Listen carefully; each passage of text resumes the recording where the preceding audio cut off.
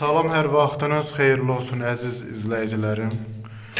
Demək, köhnə hamam yeni materiallarla inşallah işlənəcək bu hamamlar.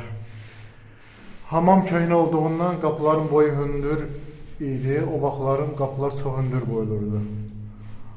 Onu nəzərə alaraq indiki qapılar 2.5, 2.7, 2.8 olurdu yəni boyları. Biz qərara gəldik ki, bu qapıları belə salaq aşağı 2.8 saxlamışıq, daha doğrusu 2.7. Belə armaturlarımızı vurduq divara deşik, suvartaladıq. Baxın, kərpicimizi hördük ora, məftillə toxumuşuq, bunun sağını, solunu. Baxın, belə toxumuşuq. Fikir verin.